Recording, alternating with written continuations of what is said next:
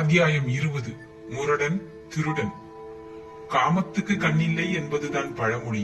அதற்கு அறிவும் இல்லை என்பதற்கான்று இதயகுமாரன் அரசகுமாரி இருவரும் அத்தாட்சிகளாக விளங்கினார்கள். சமய சந்தர்ப்ப சூழ்நிலைகளை அறவே மறந்துவிட்ட அந்த இரவில் செண்பக மரத்தின் அடியில் நிலை தடுமாறி கிடந்த காட்சியைக் கண்டு ஏதோ 2 சின்னஞ்சிறிய பறவை குஞ்சுகள் கூட செண்பக மர உச்சி கிளையில் இருந்து தலை நீட்டி கூ கூவென்று இருமுறை கூவின. அந்த சமயத்தில் கண்ணழகியின் உணர்ச்சிகள் மீண்டும் விழித்துக் கொண்டன.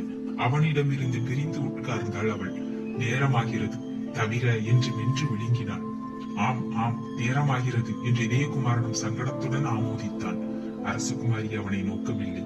வேறுபுறம் பார்த்து கொண்டு என்னை தேடுவார்கள் என்றாள் சிறிது அச்சம் தோணித்த குரலில். இதயகுமாரன் அவள் தோள்களை மீண்டும் பிடித்து அவள் முகத்தை தன்னை நோக்கி திருப்பி அரசகுமாரி என்று அழைத்தான். நிலத்தை நோக்கி என்று கேட்டாள். நீ இங்கு வந்தது?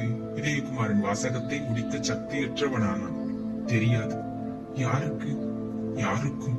தோழிகளுக்கு? இதை கேட்ட இதயகுமாரன் இதயத்திலும் சிறிது அச்சம் துளிர்த்தது. அப்படியானால் என்று கேட்டான் அச்சத்துடன். எந்த நிமிஷமும் யாரும் தேடி வரலாம் என்றாள் கண்ணழகி. இதயகுமாரன், இதோ என்னை பார் அரசகுமாரி என்று அவள் முகவாய் கட்டையை தூக்கி நிமிர்த்தினாள். கண்ணழகி மெல்ல தன் மலர் விழிகளில் நன்றாகவே திறந்தாள். இது தவறு என்று கூறினாள் பவள உதடுகளை திறந்து. இது அரசகுமாரி என்று வினவினாள் இதயகுமாரன். எதை என்று சொல்லட்டும் என்று உள்ளுக்குள் கேட்டுக்கொண்ட கண்ணழகி, இது அரண்மனை நந்தவனம் என்று. ஆமாம் என்று இதயகுமாரன் ஆமோதித்தான். இங்கு ஆண்கள் யாரும் வரக்கூடாது. ஆம், வந்தால் மரண தண்டனை கொடுக்கலாம். தெரிந்தும் வந்திருக்கிறீர்கள். நானாக வரவில்லை என்று தடுமாறினான் இதயகுமாரன். ஆம் என்ற அரசகுமாரி புன்முறுவல் கொண்டான். என்ன ஆம்?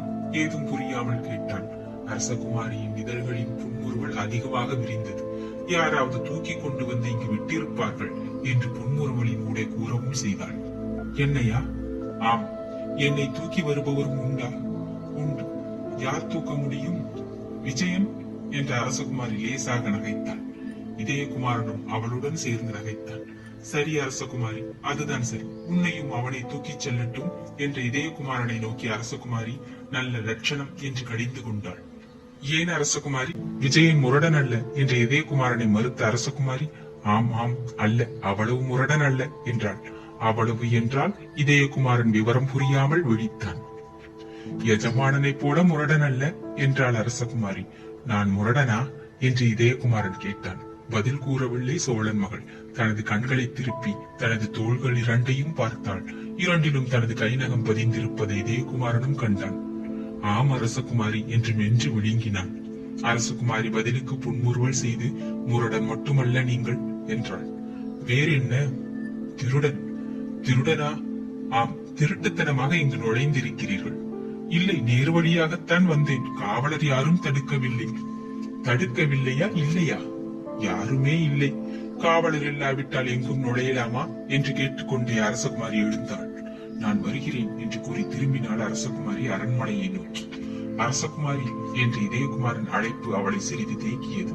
தலையை மட்டும் திருப்பி அவனை நோக்கினாள் அரசகுமாரி. நீ தனியாக போக வேண்டாம், நானும் வருகிறேன் துணைக்கு என்றான் இதயகுமாரன். துணையின்றிதான் இங்கு வந்தேன் என்று சுட்டிக்காட்டிவிட்டு நடந்தாள் அரசகுமாரி. விஜயா என்று அழைத்துக் கொண்டு தானும் செல்ல திரும்பினான் செண்பக மரத்தை நோக்கி. அடுத்த வினாடி அவன் இரு கைகளும் 2 முரடர்கள் கையில் இருந்தன. அவனை திருப்புங்கள் அரசகுமாரியை நோக்கி என்று ஒலித்தது இளையவேலின் குரல். முரட்டுத்தனமாக திருப்பப்பட்டான் இதயகுமாரன். அரசகுமாரி சற்று எட்ட நடந்து கொண்டிருந்தால் நிலத்தை குனிந்து நோக்கிய வண்ணம். அவள் எதிரில் 2 முரடர்கள் வந்து கொண்டிருந்தார்கள். அவர்கள் காலடி ஓசை கேட்டு சற்று தலை நிமிர்ந்தாள் அரசகுமாரி. அவள் கைகளும் பற்றப்பட்டன துரிதமாக. வாயும் ஒரு முரட்டு கையால் பலமாக பொத்தப்பட்டது. கண்களை சுழற்சி பார்க்க முற்பட்டால் தன்னை மறித்த முரடர்கள் முகங்களே பார்வைக்கு தெரிந்தன. அடுத்த வினாடி முரட்டு கரங்கள் 2 தன்னை மேலே தூக்குவதை உணர்ந்தாள் அரசகுமாரி. ஏதோ விவரிக்க இயலாத மலர் வாசனை அவள் நாசியில் நுழைந்தது. அத்துடன் அவள் சுரணை இழந்தாள். முரடன், திருடன் என்ற சொற்களை அவள் இதழ்கள் கடைசியாக முன்னிறுத்தன. அத்தியாயம் 20 நிறைவுற்றது. நன்றி, வணக்கம்.